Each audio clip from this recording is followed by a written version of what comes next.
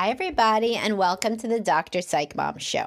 Today, I'm going to talk about the challenges in long-distance relationships when you finally get back together, because there's a lot of people I work with in couples counseling that used to have long-distance relationships, and now their marriage is less than fulfilling, and some of the ways that they learn to interact with each other in the courtship really are relevant in understanding what's going wrong in the later relationship. Before we get to that, though, please do subscribe. Click on the subscribe link so that you can listen to my previous paid subscribers-only podcast about why to initiate sex daily and the one about sacrificing in your relationship and all of the other ones. This is distinct from the Facebook group, which you should also join if you like talking about psychological issues. Sometimes people, as I've said a few times, I don't know how much clearer I could make this, but these are not the same thing. Paying for Facebook does not get you a Spotify subscription. Those are not the same platform. I have no idea how to do that or how to bundle those. I don't think there's a way from anything that I see.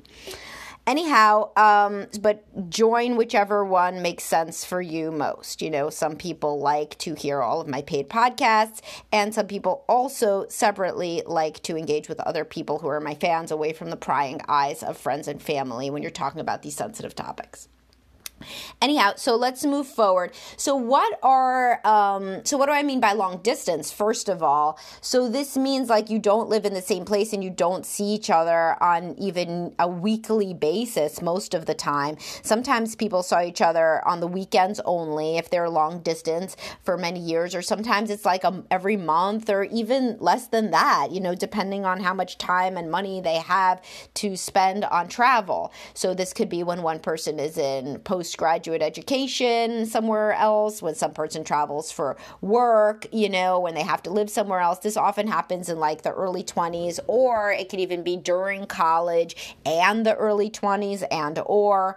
So when people start out with a long distance courtship where they don't see each other very frequently, well, I mean, guess what? Obviously, things are really fun when they do see each other because both people are super pumped for that time. They are prepared. They have gotten all their work out of the way. They have gotten all their schoolwork out of the way. They have gotten all of their other obligations, such as chores or errands, out of the way. Basically, you see my point here. Everything's out of the way. So then later on, when you are actually dealing with somebody on a daily basis, you finally, for the first time, get to see how they navigate their daily routines, and it may be a hell of a lot different than what you thought. Now, one type of person who's particularly drawn to long-distance relationships, from what I see, is people with ADHD. Because maybe on some subconscious level, they know that like they can make things go better when they only see the person sometimes. And like they're so all over the place the rest of the time that they can really make things go a lot better when they're hyper-focused. You got to refer back to my ADHD podcast to understand hyper-focus. But when they have the hyper-focus, this over-focus due to novelty, then they obviously are going to perform a lot better as a partner. So if they don't see their partner all the time, then the times that they do see their partner, they can be super invested, super thoughtful, plan all these things. But then on a daily basis, their life management is kind of shit, you know? They really are, they forget stuff. They're like bored at work or at school and shit slides through the cracks. And, you know, they never have anything in their fridge and their house kind of usually looks like shit. But then if they know that their partner is coming and they want to impress them and they don't see them very much, then they can kind of make all that stuff better. And that isn't a bait and switch of any sort. It's not premeditated. It's because they're excited, you know, like the person's coming. Oh, finally, I have adrenaline that I need to make my brain focus, and I'm going to use that for cleaning and preparing and stocking the fridge and washing the sheets for the first time since the last time they were here 3 months ago, etc., etc. Another type of person that is really drawn to long-distance relationships, and again, nobody says, oh, me, I want to be in a long-distance relationship. That's my preference. Nobody says that. But when people get into these things and stay in them, There's plenty of people that start long-term relationships, so it just doesn't, long-distance relationships, but it just doesn't work for them. So we're talking about the people who choose to maintain a long-distance relationship. So it's usually because it's adaptive on some subconscious level for their character and allows them to be their best self or to avoid things that they don't like. So what is one of these things is emotional intimacy. So the daily grind of sharing your day-to-day life with somebody and negotiating what you still do separately and what you do together, and being close with somebody every night, and showing then, you shower in the same place and you cook and eat and watch TV in the same place. All of these things, this living together can be very intimate. So people that are more avoidant of intimacy can frequently find themselves in long distance relationships because it allows them to defer this intimacy to a later point when they will supposedly then be together. And then they end up together because their intentions are good. They don't understand that they may not be very comfortable with intimacy, right? So they end up getting married, and only then do the problems begin. So what sorts of problems do I see in couples who started out long distance and now they're together? Well, frequently there are the problems with ADHD and emotional avoidance that I've mentioned. So, for example, a woman that thought that her boyfriend was always very sweet and romantic, they live together and he's like all over the place. He barely remembers her birthday. He's gotten used to her. So if he really does have ADHD or any sort of attention issue, then, because ADHD is a spectrum, just like everything else, not everybody's the same amount of it. But she will frequently be disappointed in how he prioritizes her, how he's not in this hyper-focused mode when he sees her ever now, because he sees her all the time, and he may be hyper-focused about something else, like his hobby or his job. So she's kind of on the back burner, whereas when they were long distance, she was always like the major centerpiece. Like, pleasing her was his point during the times that they were together, and now that seems to have shifted dramatically. Also, people can kind of convince themselves that a more emotionally avoidant partner is not so emotionally avoidant when they are only together sometimes. Because during those times, also, let's be real, there's a lot of partying usually. There's partying, drinking during dinner. It's always kind of a celebratory atmosphere, something that isn't the reality of the daily drudgery. So, people are less inhibited during these times of celebration, going out, and all of this sort of thing. So an emotionally avoidant person may at those times seem less emotionally avoidant and say, I love you more, or be more forthcoming. But then when they have the person there all the time, they go to whatever their default is, and their default may to be fairly emotionally withdrawn and not very demonstrative. And the person who was waiting for all of these months or years to finally be together may be very, very disappointed by the emotional capacity of their partner, which is so much less than they had envisioned. Because when you're doing long distance, you're dating a real person, but partially you're dating this figment of your imagination that you have made into something that they may not really be. And there's no amount of FaceTiming, it makes it better now that there can be more FaceTime and more constant phone calls. I still remember when, minutes weren't free until, 9 p.m. I forget what it was, but obviously the people in my age group remember when even calling on your cell phone wasn't free until a certain time of night. Now people are in constant contact, so that can make it a little bit different, a little bit more. You see what somebody's daily life is like, but not so much, because they're not showing you still the most boring or not flattering parts of their day. They're calling you and they have the time and the energy to engage in entertaining or intimate way, and not when they're just, when they just got home from work, or whatever the case may be, for when they don't feel up to it. Now, you're always, once you move in together, going to be seeing each other when the person is not up to it, and when they may not be being their best self. Now, you may say, well, isn't this the same for anybody that moves in together at all? And there's this time of understanding. Yeah, but if you've been seeing the person every day, then for most people, there's this time where you're kind of living together before you're living together. And like every night, you're hanging out at one or the other one of your houses, you know?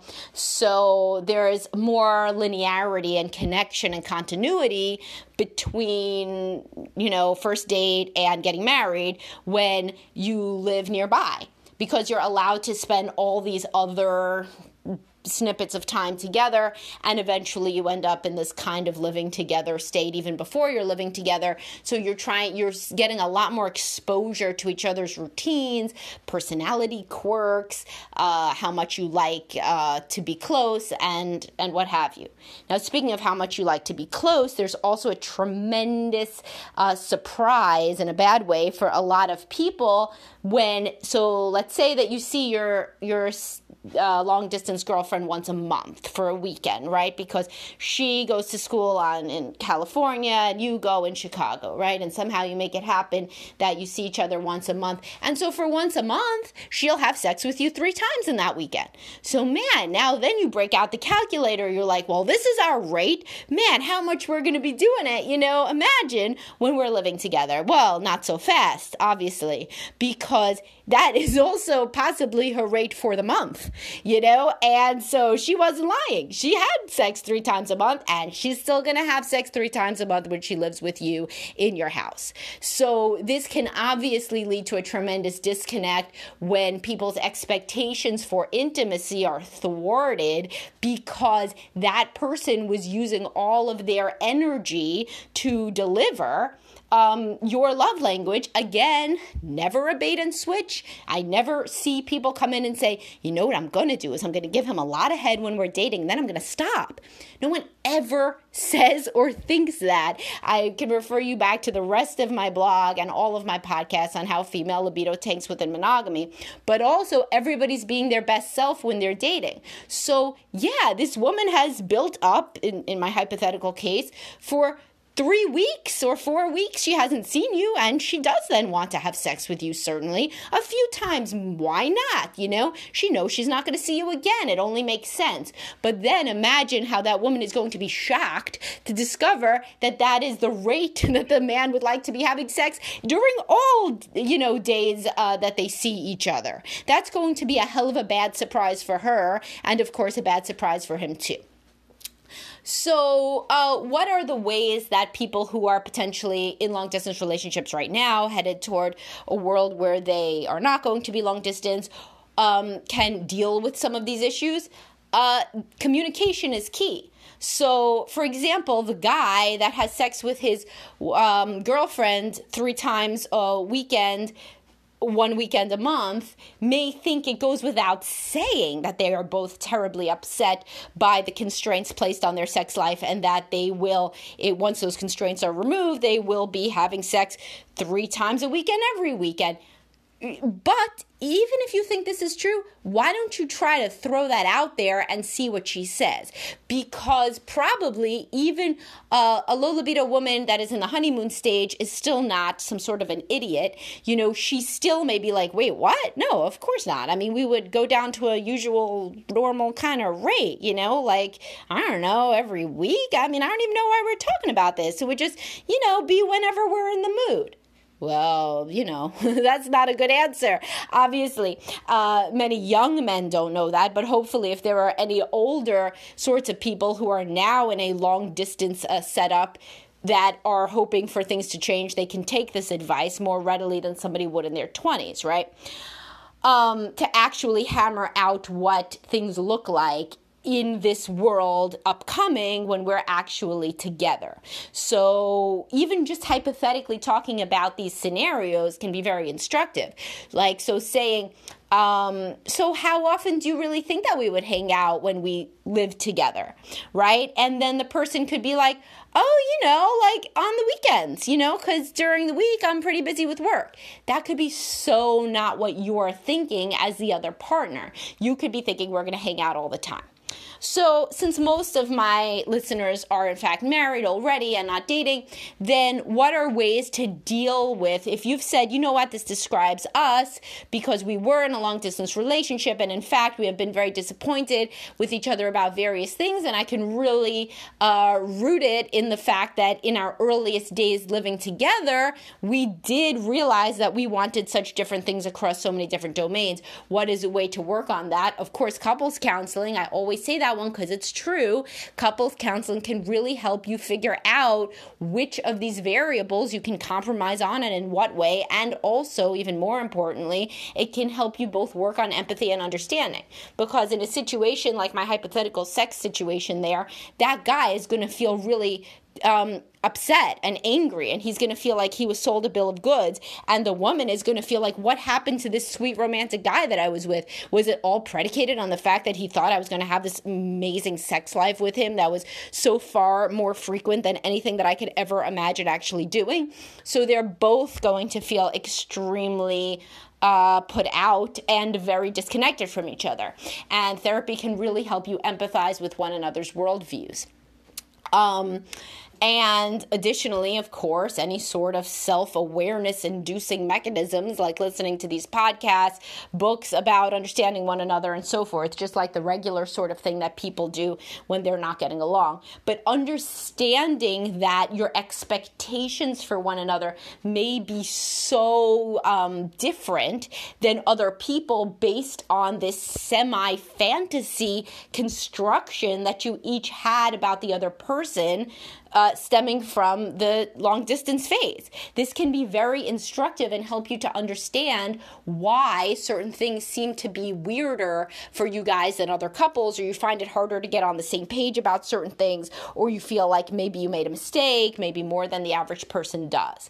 So, of course, individual therapy can also help you talk about these things, because if you really do think you made a mistake, this isn't frequently something to talk about in couples counseling before you have assessed whether or not you really did make a mistake, or whether you're in some sort of you never grieved and mourned the lack of that fake person that you were dating, because they were half a fake person. They were half a person that you invented in your mind, and half was who they really were. But you didn't see enough of them day to day to really know fully, in most situations, what they were really like. And this is especially true for people who meet when they're very young, when people are highly conscious of the image that they project and very anxious about seeming weird or unlovable, even more so than people who are older and therefore are more confident in themselves. So like if you really are a single dad in Boston that's dating a single mom in New York, and you see each other once a month, but then you're assuming that it'll be more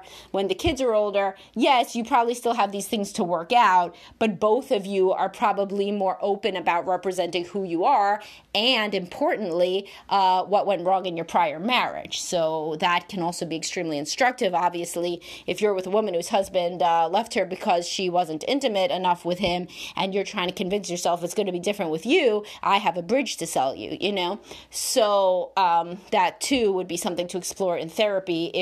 That's just an aside, possibly something that I should do another podcast about, is use the information you know about your partner's prior marriage to inform how you're going to get along with them when inevitably the honeymoon stage fades and those same patterns revert. Despite everybody's best attempts to grow and learn and evolve, some aspects of those same patterns will be there. And what are you going to do then? And are you truly fooling yourself if you think not? So that could be another potential topic.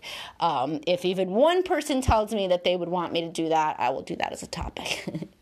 All right, guys. So hopefully this was interesting to you, thinking about the seeds that are sown in the long distance phase and how those impact the later marriage and the satisfaction of each of the partners. And if this is your situation, talk about it with your partner, talk about it with your own therapist, and it can shed some new light and a different perspective on the same old issues, which is my point, is to give you new information that adds some value to how you view your life. All right, so please do subscribe, and separately, you can join the Facebook group if you're interested, and I'll talk to everybody soon.